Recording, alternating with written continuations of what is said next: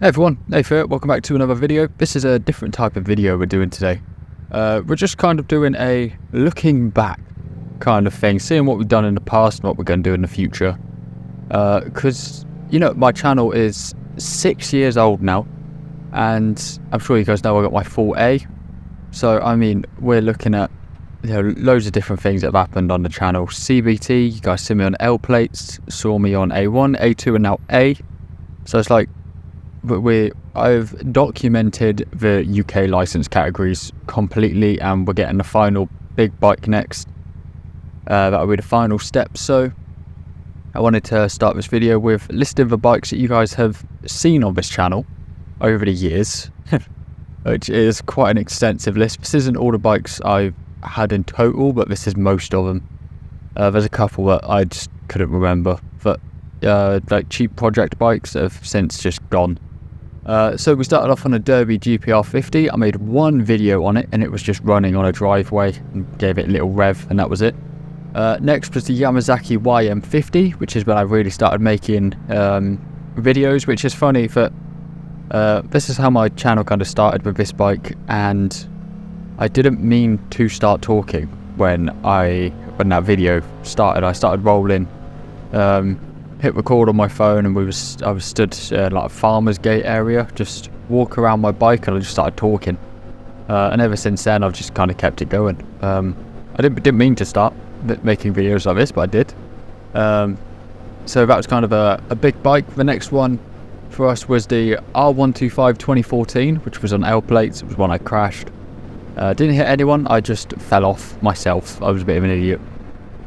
And that was probably the nicest bike we've had on this channel. Looks wise, I think, yes. Then after that we had the R125 2019, the one we painted. We took down motorways. When I had my A1, we took it all around Blackpool. That bike was, it went everywhere. Blackpool, Handstanton, it went everywhere.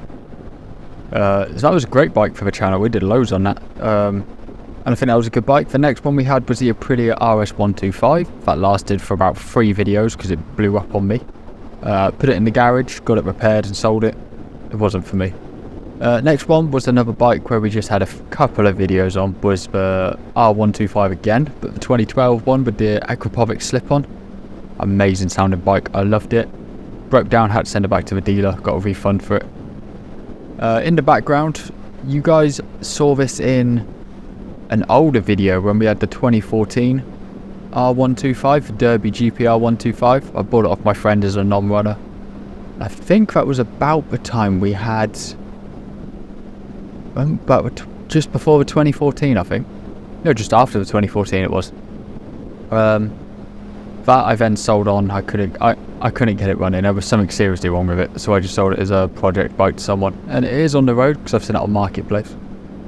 After that we then had the R125 2021, which was the limited edition monster fairing ones, which my mate Owen now rides, so that was a great bike.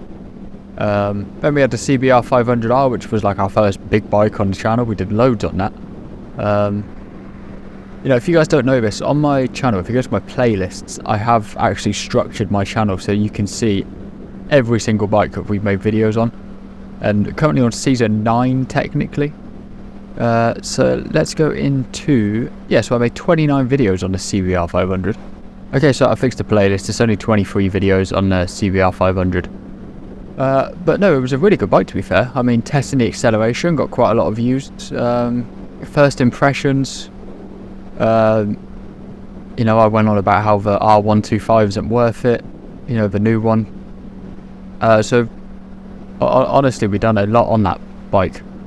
Compared to the other bikes anyway. The most amount of videos I've made in a season was...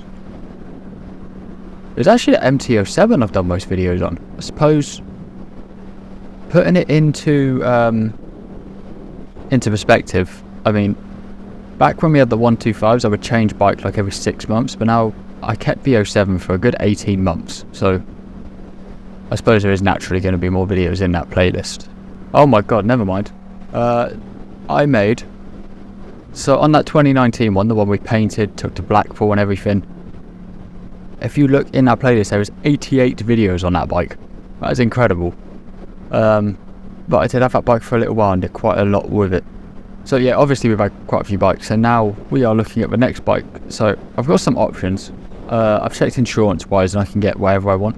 If you guys can hear me typing in the background, it's me just getting some lists up.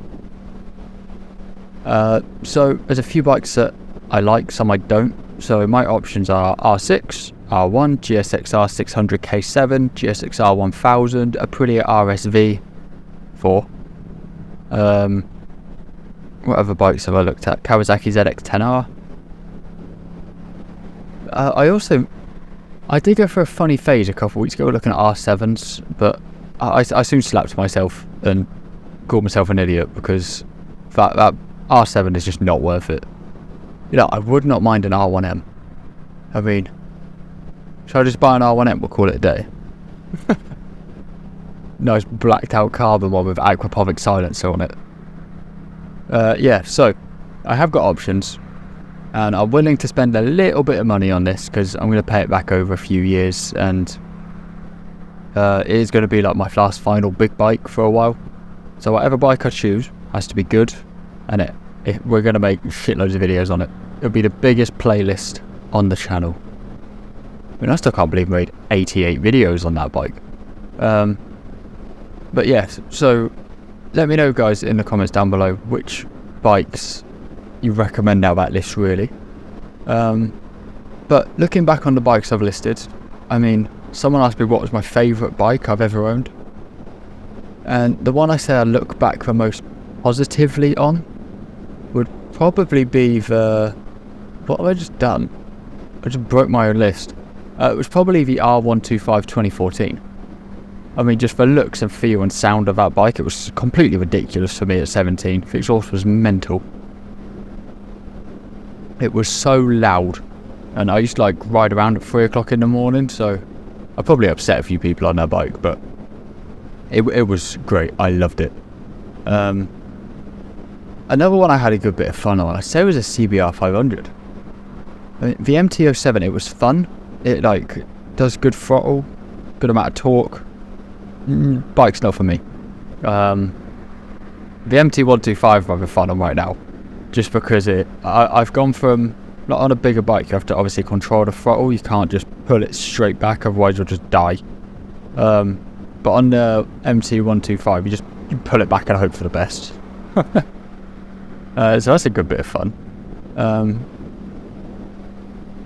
But yeah, looking back on the channel overall, I mean, we're doing great. We passed 6,000 subscribers. We have, I mean, how many videos do I have out in total?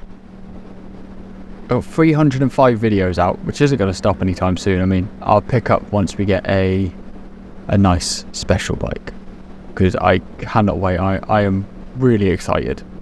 A few changes that have happened in the background. I didn't tell you guys about any of these. I just kind of did it.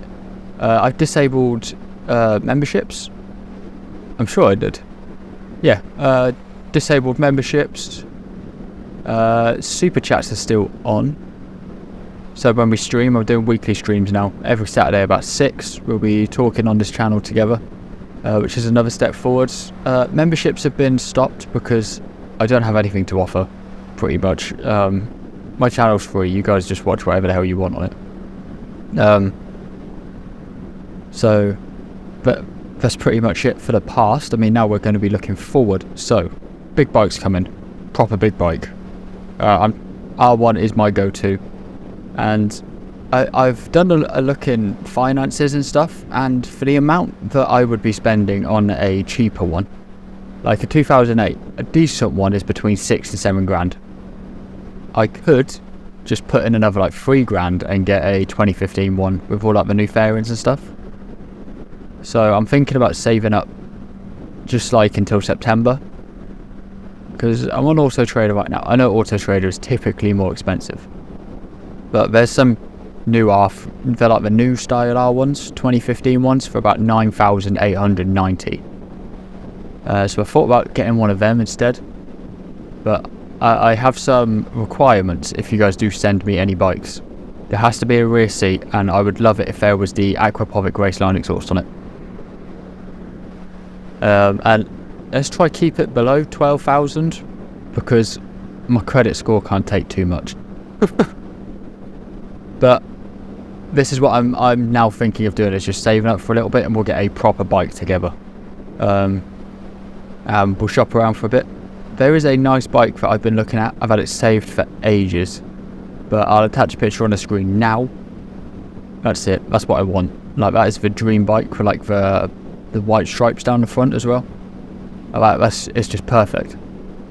So there's that, which that could be an option in a few years. Not a few years, few months. But it's got to be a sensible buy, so we're looking into that. So other things that are coming soon is, there's on Discord, there's a few talks about potentially doing a bi-weekly, so every 2 weeks, meeting at HCAF. So we're looking at doing some meetups and stuff, which would be good. I need to get back into doing that. But I greatly appreciate every single one of you for subscribing. I'm just going to do the final section of this video. We're going to talk about tests pretty much, and just how I've gone through each set. So I've been riding ever since I was 16. Like, my birthday's 10th of May, and in 10th of May 2018 I was 16, and then in June I did my CBT, and ever since then I have been non-stop riding. I've got 6 years no claims on the insurance, which has helped me get my insurance prices down for this, which is perfect. I'm so glad that I did exactly what I should have done. I never cancelled a policy. I did quite well, I think. But yeah, so starting off with CBT, I mean, I was terrible. You guys would know this from my channel, but I have never had a single automatic bike on this channel. I did my CBT on an automatic. I taught myself gears. And by the time it came to my A1, I was deemed safe on gears. I didn't have any gear training. But full transparency, I was shit at cornering, and I still am. Cornering is not my strong suit.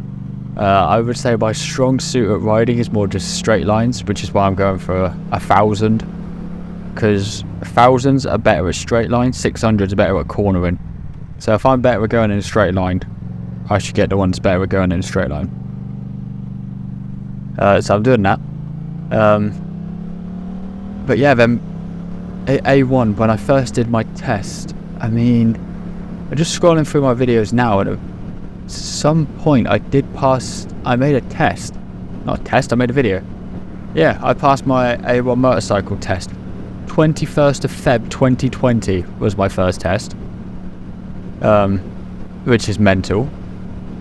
And then I did my A2 a year late. You could do it when you're 19. I did it when I was 20. Wish I did it a year earlier, because we could be on a big bike already. I have tried doing merch a few times as well, which I see scrolling through my channel. Won't be doing that again.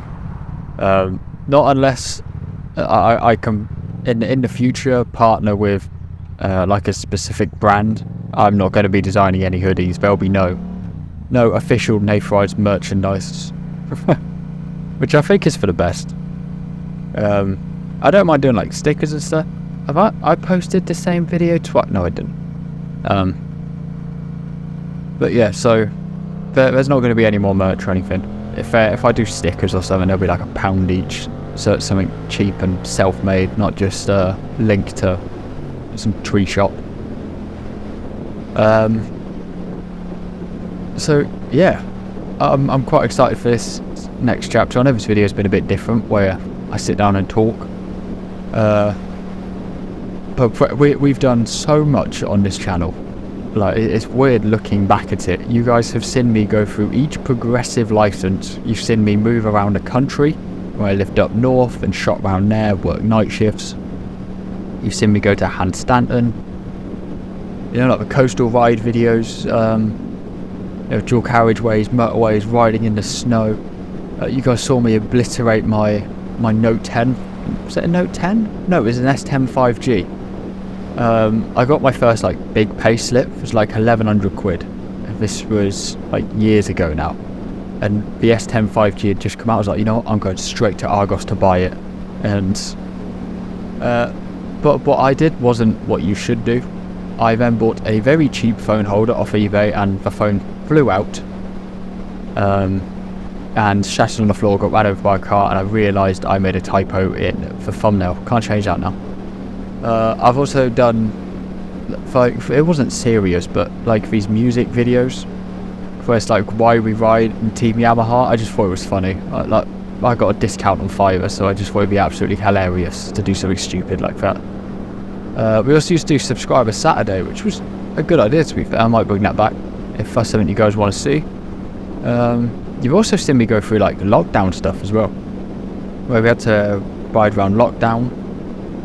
So, you know, we've been through a lot. It's quite cool that I've got this like documentary of everything. You've seen me try different things as well, like drone videos. It's weird what I've done, but it's not going to end here, I promise. As long as you guys keep coming to watch my small content. Now, I have no idea why you guys watch it, but no, I love doing this, and I'm not going to stop. But suggestions are more than welcome for the next bike. Yeah, there's just so much cool stuff going on right now, and I'm really excited to get to the point where we're going to be sat there on 1000 cc's. If I do get an R1, I kind of want it. It's got to be a nice black and blue, or blacked out with a little bit of white, because once we get a bike, we're then going to go to a gear shop, and I kind of want to invest in like some fancy ass levers, like not like Dainese, but like a full Alpine Star kit that matches the bike, and then we can look like every other R1 rider. I mean, the gear I have now isn't the best, but it certainly is gear.